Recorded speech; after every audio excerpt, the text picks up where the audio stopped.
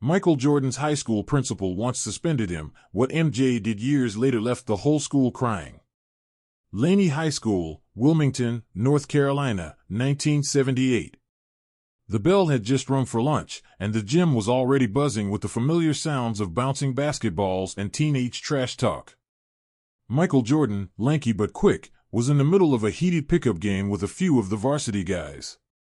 He wasn't varsity yet, not even close, but he was working harder than anyone else to get there. He wanted to win. Badly. Foul. Michael shouted as one of the older kids bumped him mid-jumper. The ball clanged off the rim. Play on, someone yelled. Man, that's a foul, Michael insisted, stepping toward the guy who had bumped him. The player rolled his eyes. You're soft, MJ. Michael's fists clenched. He wasn't the biggest kid in the room, but he never backed down. His competitive streak was a fire that never stopped burning. And sometimes, it burned too hot. Words were exchanged. Nothing serious, at first. Then a shove. Then, in a flash, Michael threw a punch. It wasn't devastating, but it was enough. Coaches came running. The gym fell silent. Someone escorted Michael to the principal's office while the others stood in stunned silence. That was how it happened. One bad moment, one mistake, and everything he'd worked for seemed to hang in the balance. He sat alone outside Principal Kersey's office, sweat still clinging to his brow, fists still shaking. Not from fear. From frustration. The door opened. Mr. Kersey didn't smile. In, he said. Michael stepped inside. The room was plain, cluttered with folders and sports banners. On the wall was a framed photo of the school's first basketball championship team. You want to be like them? Kersey asked, pointing to the photo. Michael nodded. Then start acting like it. You think throwing punches will get you there? He disrespected me. Kersey leaned forward. You think the world's gonna respect you just because you're fast on the court? You've got talent, but zero discipline. Michael didn't speak. You're suspended. 3 days. His jaw tightened. That's not fair. Life's not fair, Kersey said coldly. You'll thank me one day. Michael stood, staring at the man across the desk. Something in him broke, not his spirit, but a part of his faith in the system. He walked out without saying another word.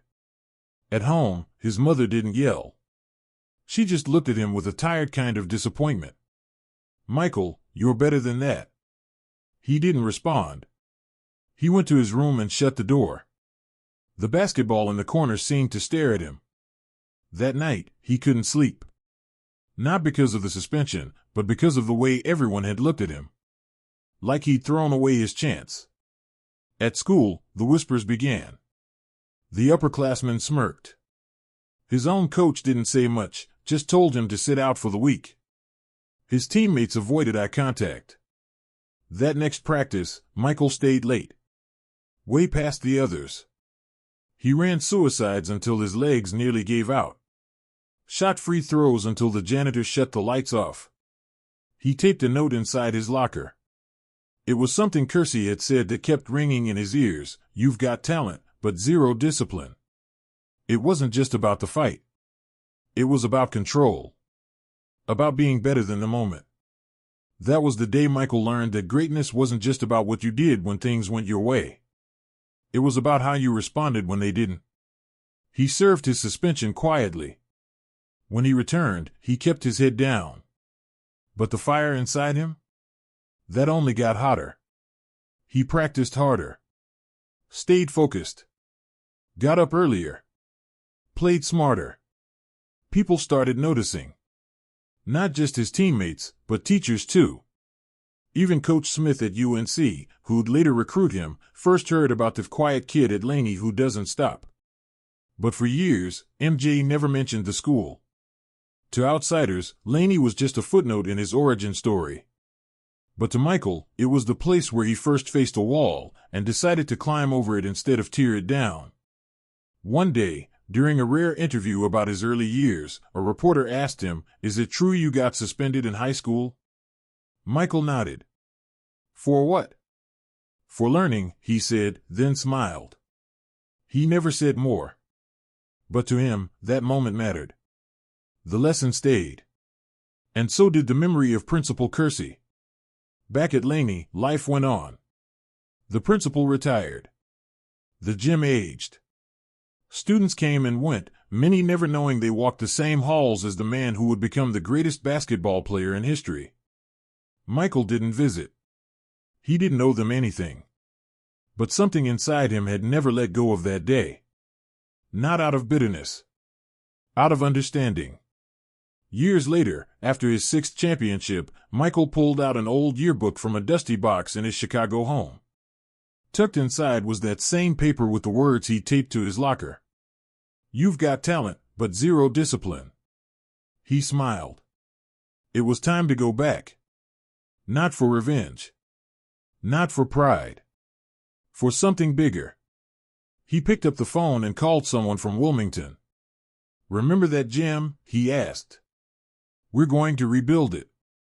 And with that, the wheels were set in motion for a return no one expected. But Michael Jordan didn't just come back to say hello. He came back to change everything. It had been over 2 decades since Michael Jordan last walked the halls of Laney High School. Since that suspension, his life had unfolded like a dream. College glory at UNC, the shot that made him a national name, NBA stardom, MVPs, championships, sneakers, commercials, even movies. People knew his greatness, but few knew where it started or how close it came to being derailed. He never forgot.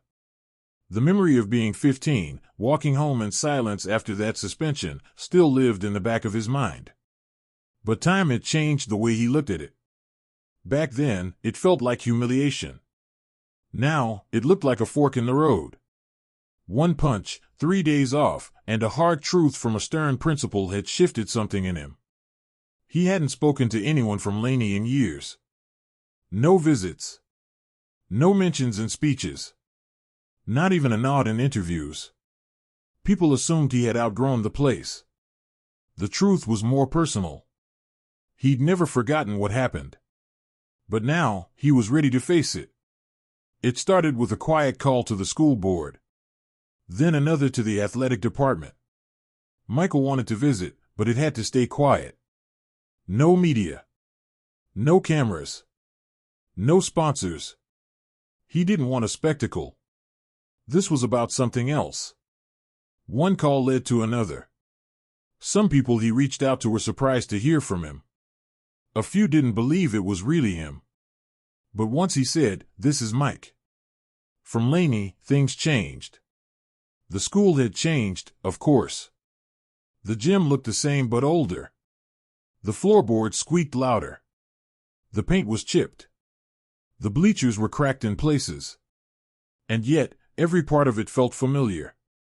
He learned that Mr. Kersey had passed away years earlier. The man who had suspended him was gone, but his legacy lived on. His daughter, Denise Kersey, had taken over as principal. She'd grown up hearing stories about Michael, both the suspension and the legend that followed. Michael didn't tell her everything yet.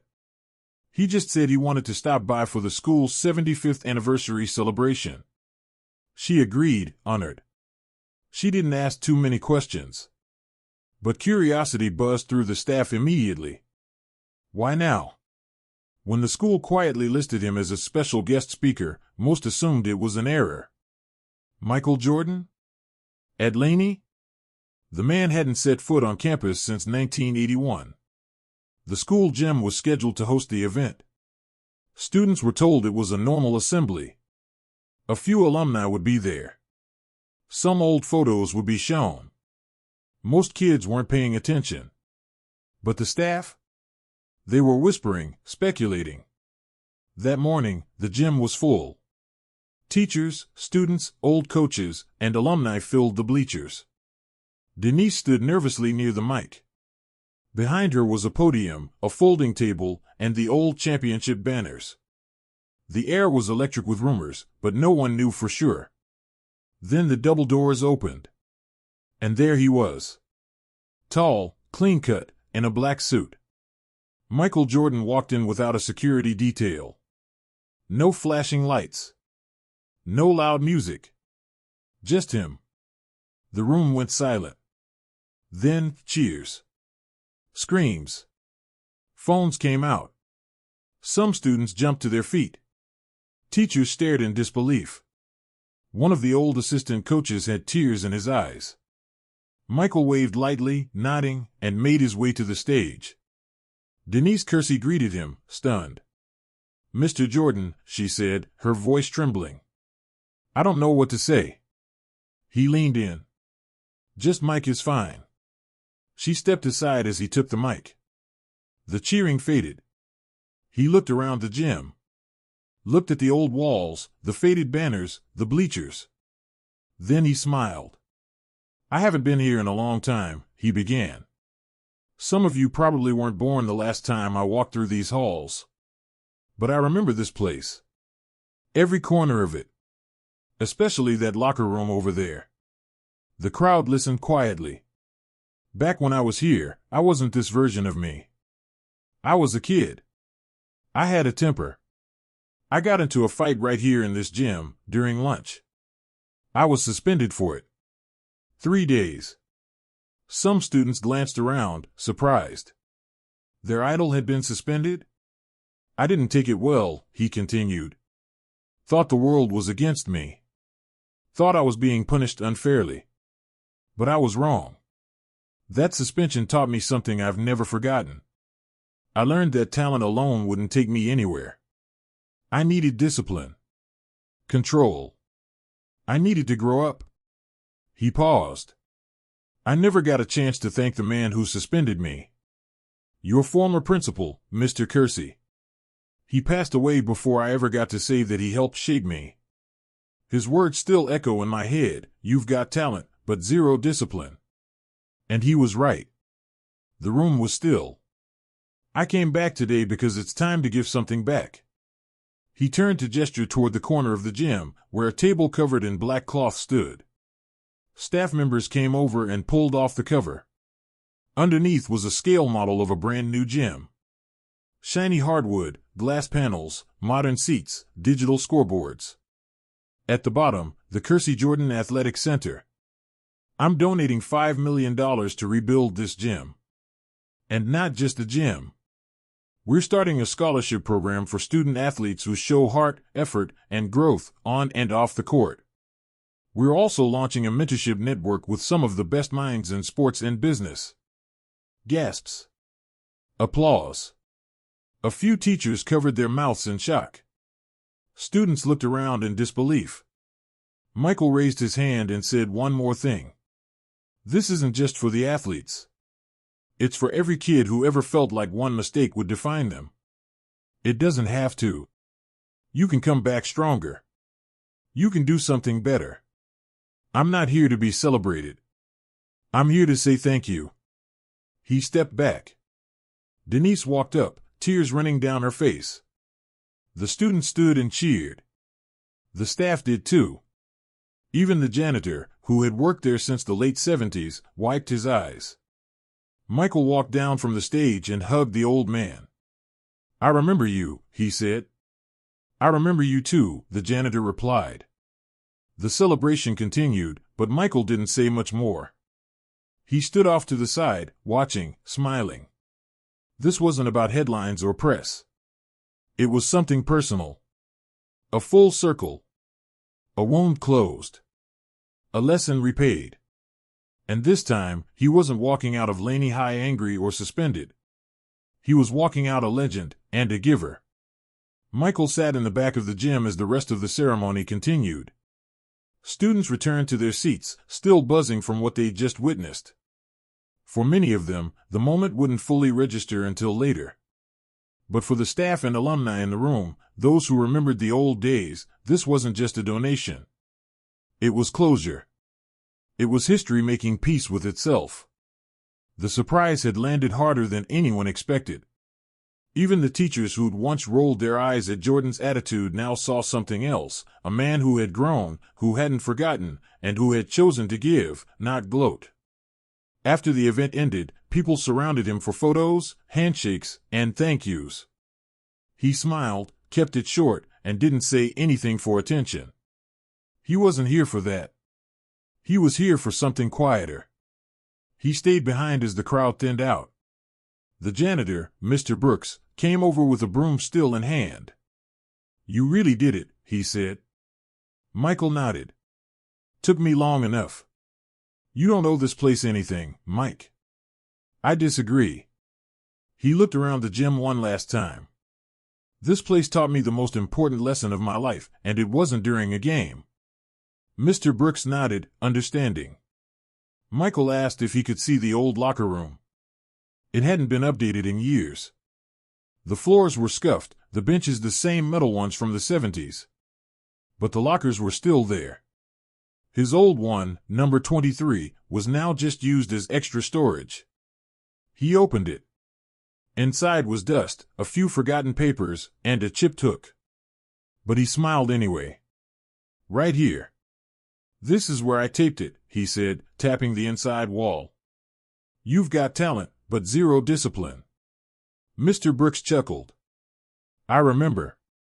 You stayed late for weeks after that suspension. I wasn't trying to prove anything to anyone else. Just to myself." Back in the hallway, Denise Kersey caught up with them. She had something in her hand, a manila folder. "I found this in my dad's files," she said. "I thought you should have it." Michael took it. Inside was a copy of his disciplinary file.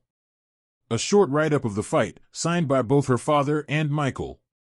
On the bottom was a handwritten note. "He'll be something someday. Maybe this is the moment that sets him straight." It was dated the same day he'd been suspended.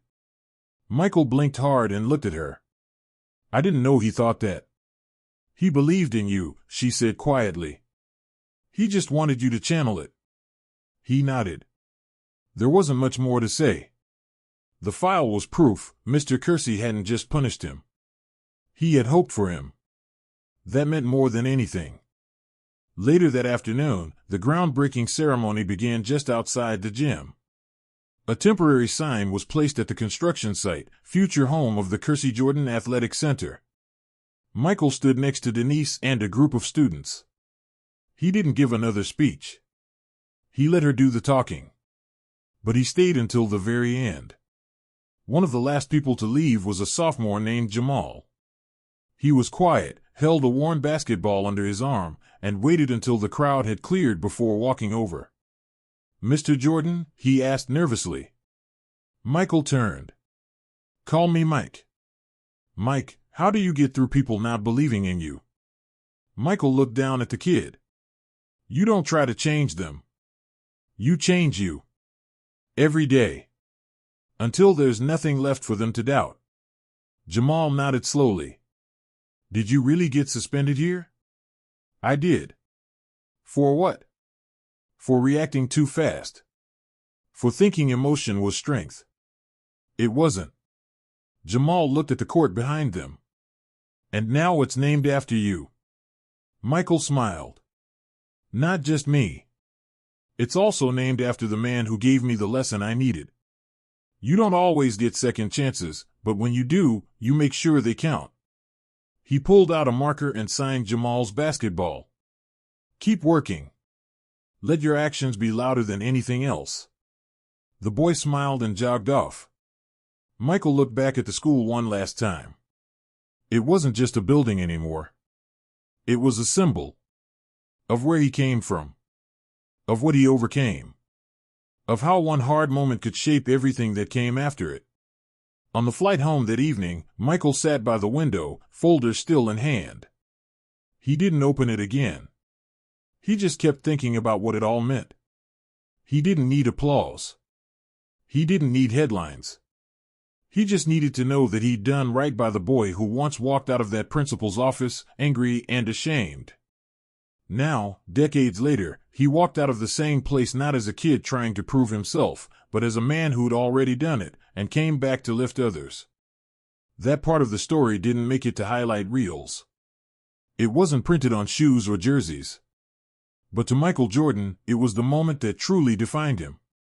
And now, thanks to one final act, it would define something far greater.